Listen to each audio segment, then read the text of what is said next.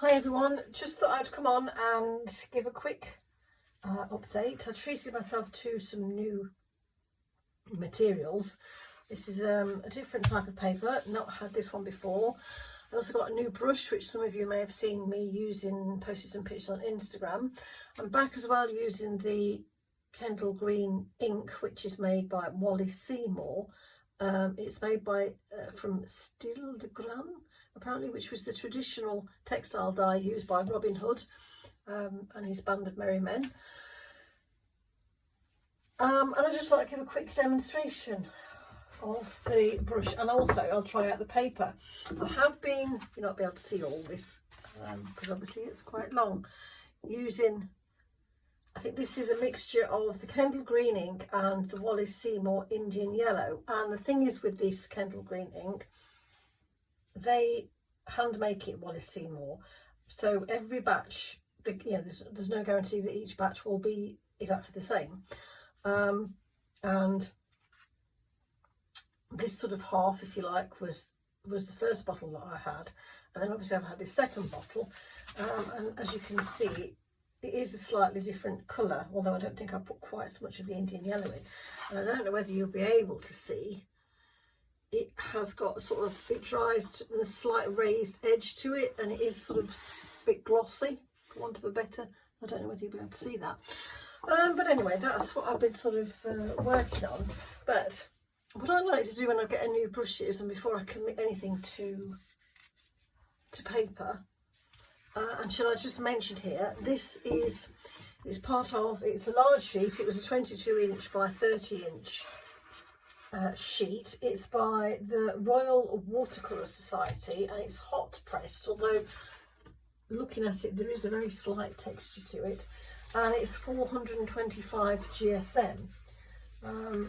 So I bought myself one sheet, and that was from Jackson's Art, and I think that cost me just over £9.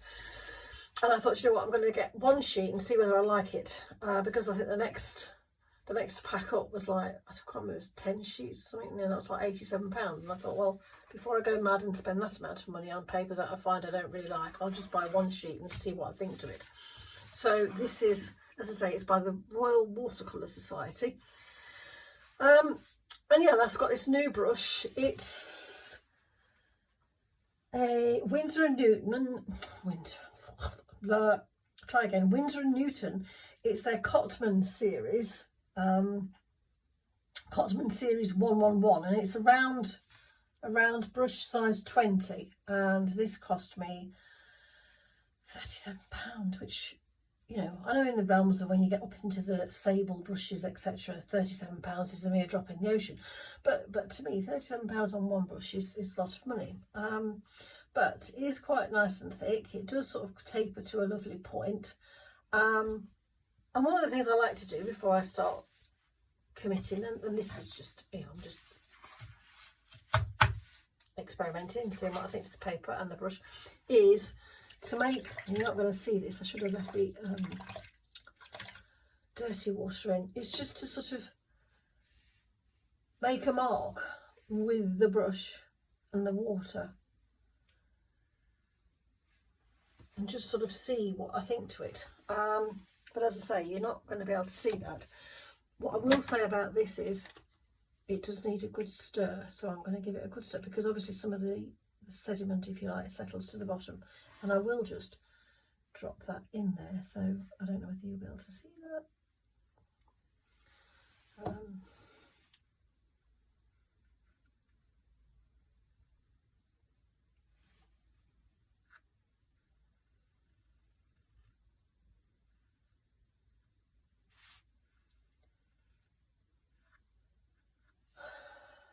But so yeah, so I think I'll probably just go in now and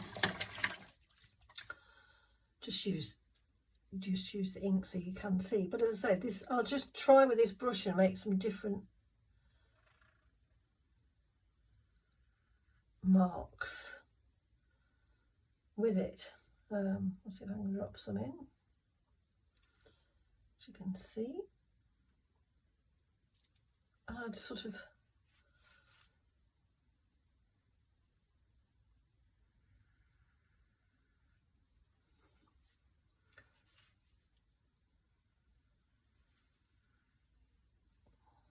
And again, we could perhaps make some where we go away and then draw it off to a point. That's quite nice.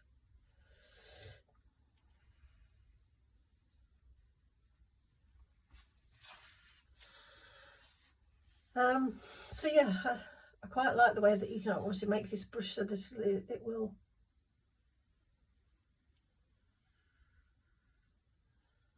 start off as a point, flatten out if you like, and then come back to a point. That is quite lovely. You know, we could also just do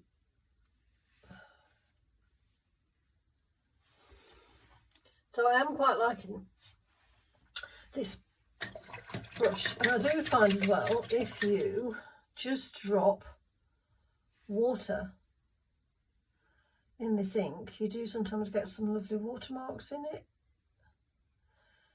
And then I'll just get a different brush.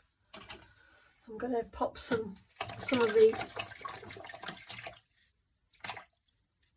Winsor & Newton, it's Indian yellow, into it, and to see if that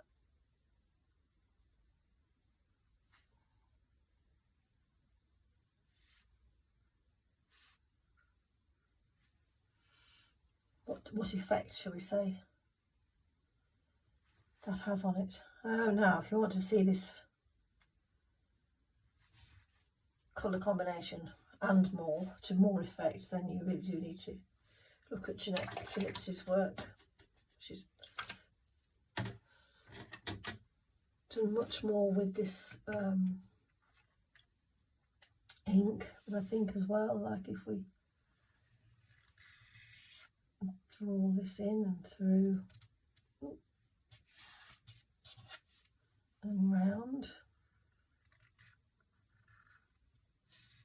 I think this was an old bamboo. Oh, I'm not quite sure I meant to do that, but hey ho.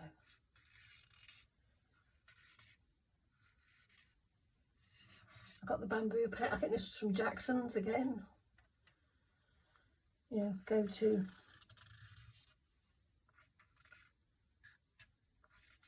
art supply, online art supply here in the UK.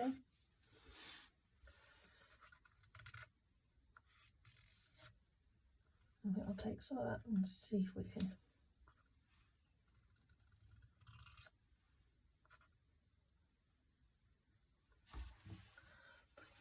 I got the Wallace Seymour, from what I can make out. They don't sell direct from their website. They do obviously on their website have a list of their stockists. I must admit, I get mine from Art Rec Limited, ARTREQ Limited. I'm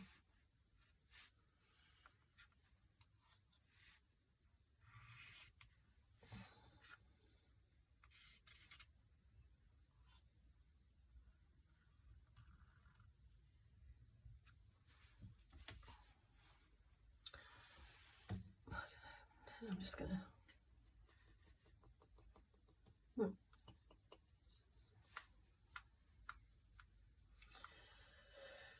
yeah, there we go. Simple. I've tried, you know, the brush, the different marks that I can make with the brush. This is quite nice paper for working on. As I say, if you look at it in a certain light, there is a certain texture to it, but it's not nothing like a cold pressed. This is the Royal Watercolour Society hot pressed. As I say, it's next door, 425 GSM, and that is the Kendal green ink from Wallace Seymour. And as I say, it is, they do hand make them, and it is a mixture of indigo and steel de gras, the traditional green textile dye colour as worn by Robin Hood, and the plant material is bound in a gel paste of gum arabic with preservative. And as I say, this bottle I got from Art Rec Limited. It's a 30ml bottle and was just over £10. but you know, obviously it goes quite a long way.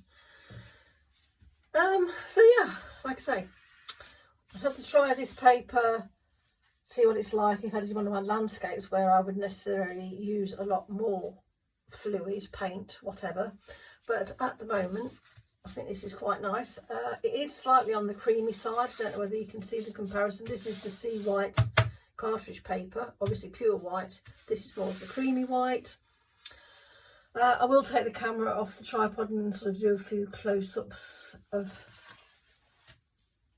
this so you can see like the effect that the Indian yellow's had in there. But I think this paper, let's say, might be quite nice for doing these simple florals on. We shall see. But I think I'm just going to leave that to dry now. Okay, got the camera off the tripod and turned round. Like I say, I don't know. Maybe be able to see whether it'll go blurred or keep in focus. But if I just take that to one side and bring in the other dried piece, you can see how, you know, where I've dropped it, the Winsor and Newton, Wallace Seymour Indian yellow in, you get different effects. That was just dropping water into the ink. Again, that was a mixture of the two colours, the Kendal green ink and the Indian yellow, and again the Indian yellow over here. I think you get more of an idea of the different sort of you know, as I said, they're made in batches, handmade, so obviously not guaranteed to be exactly the same. I've tried to sort of dot the different batch colour along so it's not quite so obvious, but that's something just to bear in mind if you were doing large pieces. But yeah, at the moment, quite liking this paper. As I say, it is quite smooth. I can imagine it would take quite a lot of fluid because, as I say, it is 425 GSM, as well as I think the majority of the marks on this one I made with either this brush or I think this one's like a Japanese calligraphy brush that, where did I get that from? Oh, some gift shop at some somewhere in Wales, but I think you can buy them sort of from Jackson's. Made obviously some with the dagger brush that again is a Jackson's own brush, and my bamboo pen. So yeah, I have kept a longer piece of this, so I might just do one of these but on the obviously the thicker paper, see how that turns out. But yeah, at the moment I'm liking the brush and the paper.